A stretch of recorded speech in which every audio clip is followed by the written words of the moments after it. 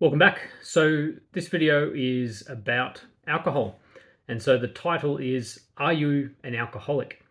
So when we consider this idea of what is and what isn't an alcoholic, there are so many different definitions. There are so many different ways to describe, whether or not you are what is considered an alcoholic. And a lot of people are very much willing to consume alcohol, but they really don't like the idea that they're alcoholic. And so the idea of the term alcoholic kind of describes you as being, kind of describes alcohol as being in control of you versus the other way around. That's kind of that distinction that a lot of people don't want to have. They don't want to be, they want to feel the control. And so there's often a lot of different descriptions and different ways to describe, the level of alcohol. That people say, well, if you have 4 standard drinks per day, anything more than that, you're an alcoholic. Or if you have 10 drinks per session twice per week, then you're an alcoholic. They try and use these different measurement tools to define what it means to be an alcoholic. And I find this kind of not a very good definition for the most part, because it is so varied and it really depends on you. It depends on your relationship with alcohol, depends on how well you process alcohol. It depends what else you've got going on in your life, what other health problems you have.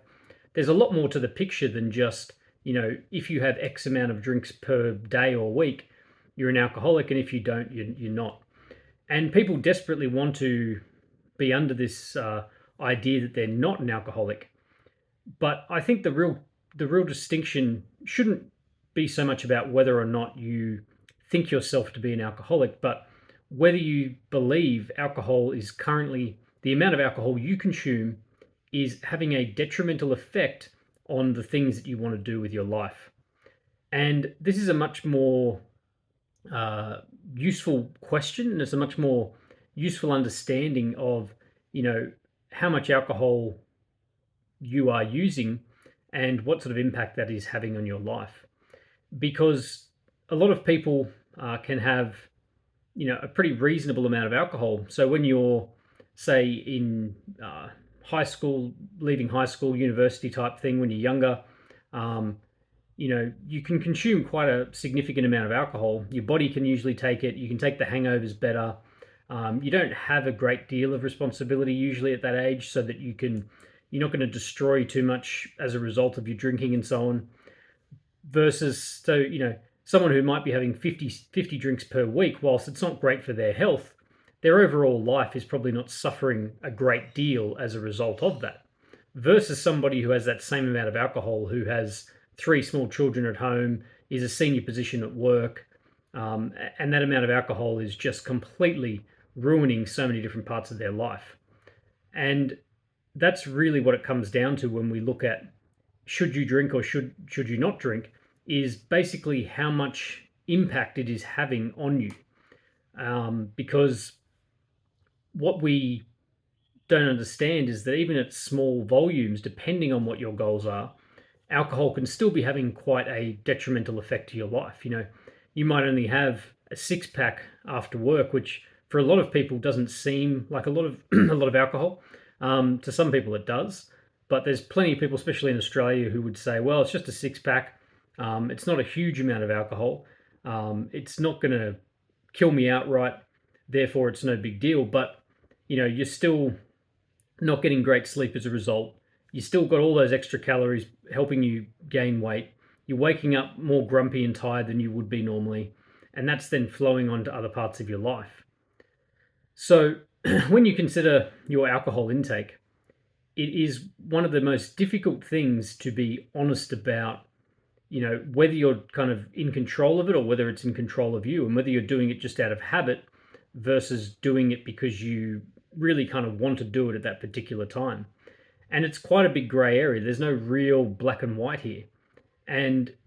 But at the end of the day, it's about being honest with, if you have a certain thing you want to achieve, whether that's physical, work related, family related, whatever, and you know very well that alcohol is making that harder, then that's all you need to know. That's the only real definition that you need to know to either cut down significantly or eliminate it from your life for a period of time.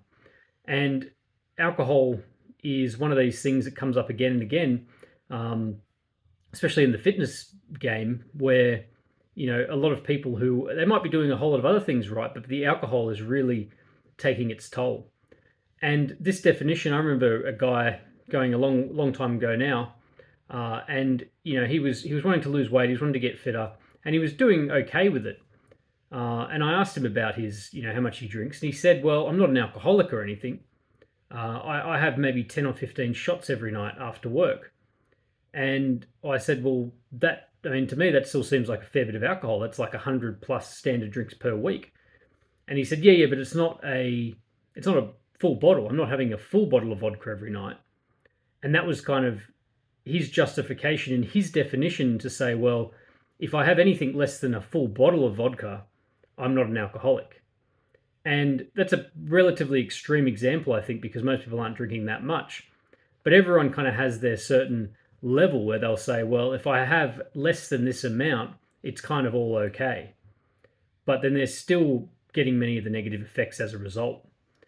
So alcohol is a pervasive part of our culture, of our world, and it is the most widespread problem drug out there because it is so readily available, it's socially acceptable, it's easy to get, easy to consume, and we can fool ourselves into believing it's not having the negative effects it does. And I've had my share of alcohol throughout my life, and I know very well what those negative effects can be, even just short term on your health. And the ability to achieve high levels of fitness and high levels of good health, it is such a detriment. And even in relatively small amounts, the more you focus on it, the more you actually track, the night after a workout that you might do after a night out or whatever it might be, and you can see just how much effect it's having on you.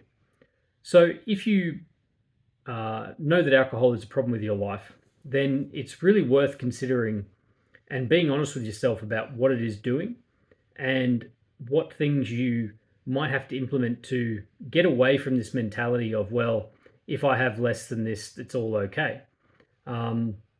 It's not easy to stop using alcohol, but for a lot of people, it's the real game changer that will push them ahead when it comes to their fitness goals.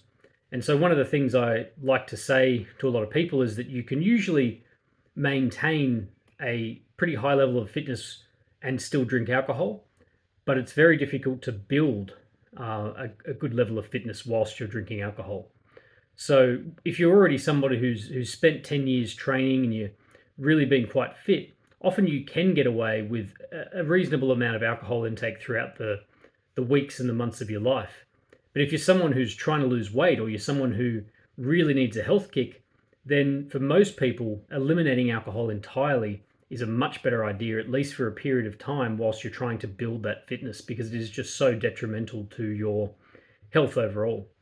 So I hope that's been interesting. Hope that's been informative. If you have any personal experience with this, I'd love to hear your thoughts. Leave a comment or send me a message.